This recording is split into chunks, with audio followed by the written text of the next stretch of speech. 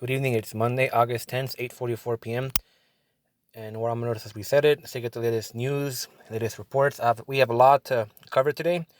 So brace yourselves. If you're the type that likes to put in headphones and lay down, go ahead and do so. I don't usually show anything flashy in my videos since I'm very limited to using a phone. So let's get started. So today is Monday. It's what I usually call the eye of the hurricane when it comes to the numbers. And I do have a theory I want to present. Look up excess deaths. I think there are more excess deaths than actual SARS-2 deaths. Look up excess deaths and just see what you'll find out. And we'll go over this a little bit sooner when I talk about Mexico later on in this video. In terms of today, the world saw 216,000 official cases. Again, don't take this as the actual truth. The real new cases is far beyond that, and the deaths. So USA number 1, 49,000. Brazil second, 21,000. India third, 53,000. Russia fourth, 4,000. So fourth spot tends to change a lot as other countries catch up. But it looks like USA, Brazil, and India are the top three that happen to stay the worst. Sometimes Mexico, which we'll get into later. In terms of deaths, number 1, India, 887. Brazil, 721, second place. Then we have USA third, 469. Colombia fourth, 312. Let's go to USA state by state. I think California finally reported their backlog because they have a huge backlog of 300,000 tests that are just sitting there. They're delayed. So California, number 1, 10,752 new cases. Texas second, 6,000. Florida third, 4,000. Georgia fourth, 2,000. Now people may say, and they may tell you, that numbers are going down. Well, the numbers are always low on the weekend. It's obvious. In fact, people that say that know that. They're just trying to see if you're hip to it, if you know what you're talking about.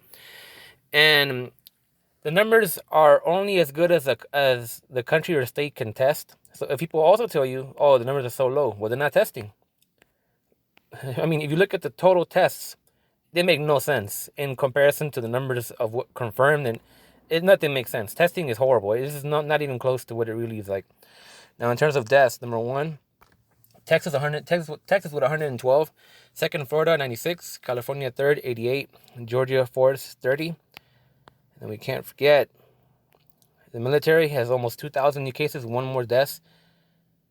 Now, these 73 deaths are from the military. So we all know that to get into the military, you have to be physically fit. So why aren't they talking about the military deaths? I think they're trying to avoid conversation that these were healthy, fit, young people. Veterans got hit hard. Obviously, veterans are elderly. We see more deaths. Prisons getting hit. I mean, that's not even... Navajo Nation getting hit. So this continues to escalate. Now, so we can go through if my phone wants to cooperate. We'll go to the news first, and then afterwards I have 2 reports to go through. One about Mexico, and as I was saying, and another one about Dr. Lee Menyang, who did another update today on the science behind SARS-2. Her story I'm gonna follow because if her paper comes out and delivers, it's gonna be big. It's gonna be big news, and no one really seems to be catching up with it here in the U.S. So 810 News. California's public health director resigns in the wake of SARS-2 data errors. We're seeing a lot of health directors quitting and getting fired over this because they're the scapegoats for the governors. And I talked about New York and how the New York health director had a problem with the government DiBiase. Now the California health director had a big problem with Governor Newsom.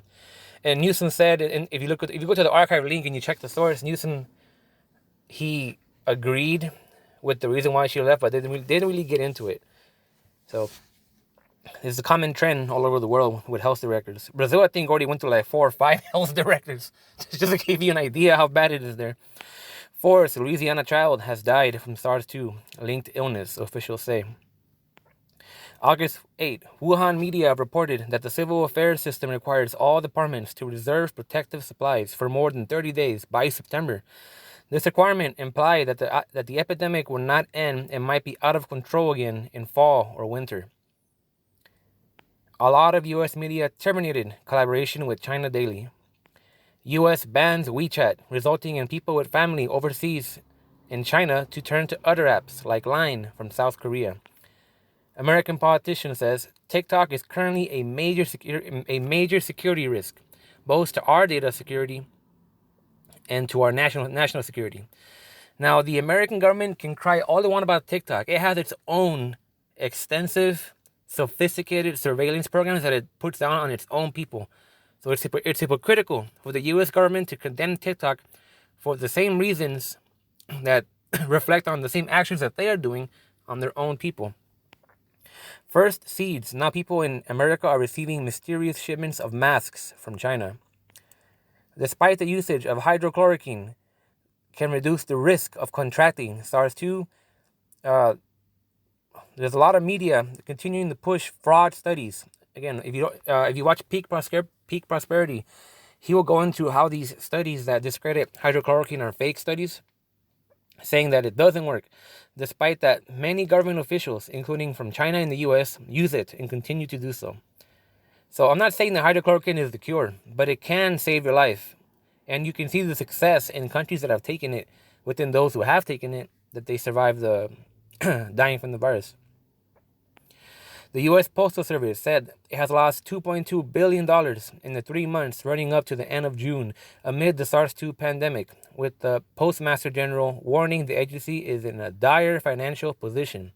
We've already seen delayed mail. It's gonna be horrible when it comes to that. And all these are linked to a YouTube video. I have contacts within the Chinese whistleblower movements that are, the resistance and freedom movements tied to Hong Kong, fighting against the Chinese Communist Party. It's been really eye-opening, just seeing what information they have to share with us that's hard to find here in the U.S. So we have to support the resistance movements. I have a huge problem with people that say, oh, well, it's Chinese, I don't trust it. You can't blanket all Chinese under the CCP. There are resistance and freedom movements, justly so, in China, and they need support. They need our support, and they have access to information that it's very hard for us to find. So that's where, like the one from Wuhan, that's directly from them. You can't find a source from that here in America. It's directly from the Chinese whistleblower movements. Turkey. Some 3,000 people are believed to have been infected with SARS-2 during the ceremony of Hagia Sophia's conversion into a mosque on July 24th. A Turkish public health expert at a leading university said on Saturday, according to Aval News. Osman Aslan, who was assigned the Hagia Sophia, died of a heart attack during a service. So you have a religious ceremony in Turkey where 3,000, practically everybody who went to it, got infected, and even the person in charge of speaking dies of a heart attack in front of them.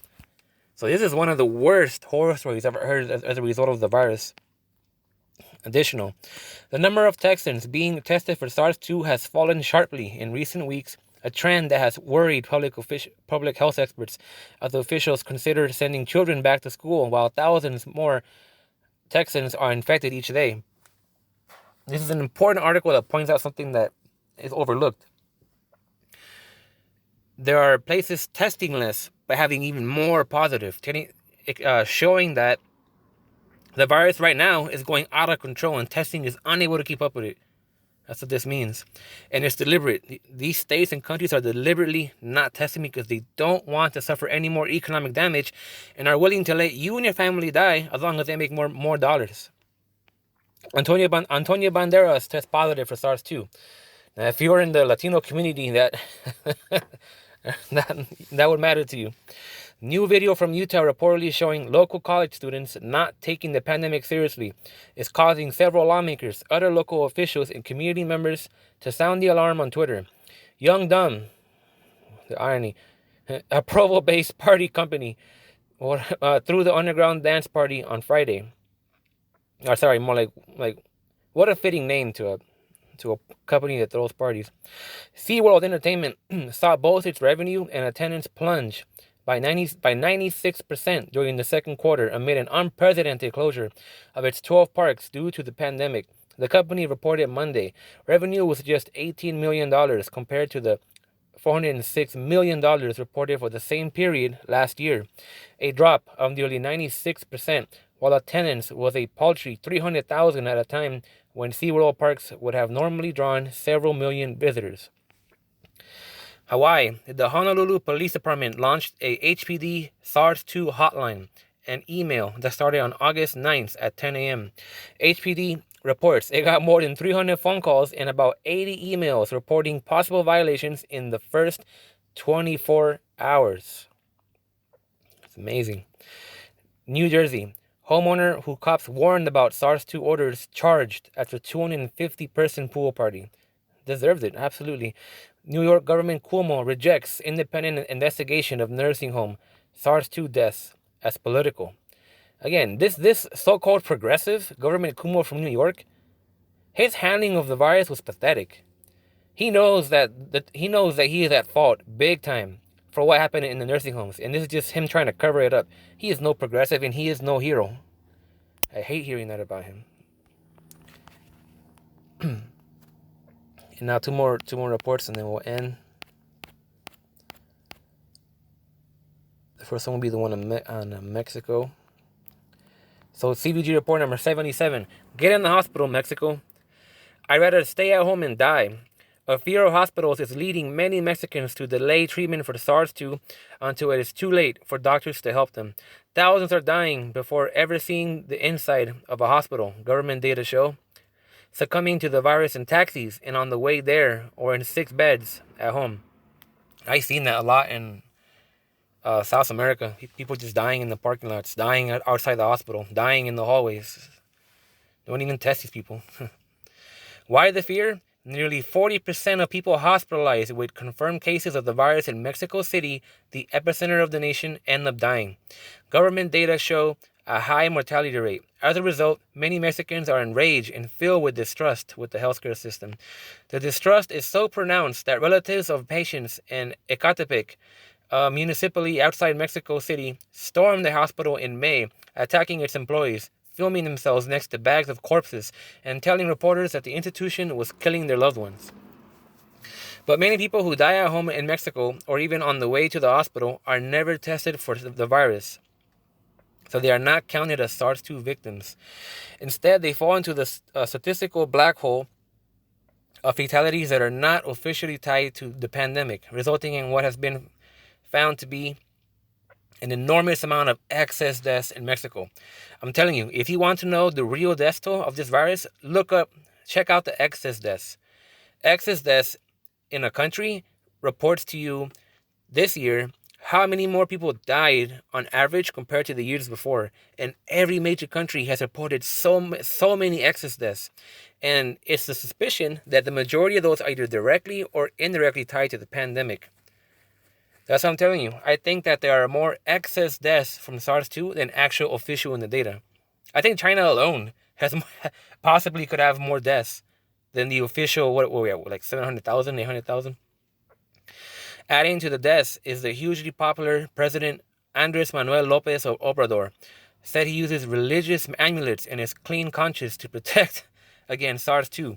And he has advocated fighting the pandemic at home with the help of families rather than in hospitals. You think Trump is bad? You think Bolsonaro is bad? We got this guy right here. Nobody ever talks about him. Now the nation's top health officials have begun pleading with Mexicans to stop resisting medical care. Making the deaths and fears worse are also mass conspiracy theories floating around Mexico. CG report number 78. Dr. Li Menyang answers questions if SARS-2 will become weaker. Dr. Yan says people have this idea it will mutate and become weak, but that's behind the context that it's a natural virus and in accordance to the law of nature. Here we're talking about something special. We haven't seen a virus like this in nature before.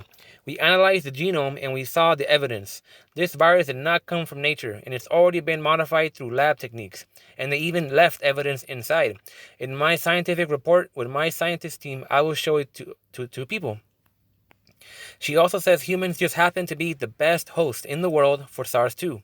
That's true. There was a chart that came out. Humans are the overall best host of any other living thing in the world for SARS-2, and that's very suspicious. If you expect this kind of adaptation between the virus and humans to mutate and become weaker, I don't think it will become true soon. And as we see, there already are second waves and third waves happening all over the world. To figure out how it became such a pandemic, how it likes humans so much, come back to the origin of this virus. It didn't come from nature. It's based on the CCP's People's Liberation Army PLA-owned Zhoushan bat coronavirus. It got enhanced to attack human ACE2 receptors, which are all over your body and in different organs, and it also gets in the blood vessels. There are lots of targets for this virus. Also, it can be very lethal because this virus can bind into your cells and damage your body by giving cytokine storms and later inducing thrombosis. If you expect through a natural evolution it will get weaker, global health will receive big damage. So we have to find out how they really modified this kind of virus and what kinds of characters it obtained. After we can develop better ways to overcome this virus. I'm going to continue to follow this story for updates. Now, her entire credibility is falling upon this paper she is talking about. She kind of showed it in one of their recent interviews. So, if true, and if she delivers, this is going to be big news. Very big news. The Chinese freedom movements praise her as a hero because she did pay a huge price. Her own husband tried to get her arrested. He also worked for the WHO. She did at some point, but she defected, became a whistleblower. So, Miles Genwell, I mean, she has a lot of support behind her back, but this paper, it all falls on this paper. So I will continue to focus on this story and follow with it, and I'll be updating you on it. So that's today's news. It's Monday. It's the beginning of the week, and we already had a huge discussion. But anyhow, thank you for watching. Please share the video if you can. Subscribe, hit a bell, and I'll see you next time.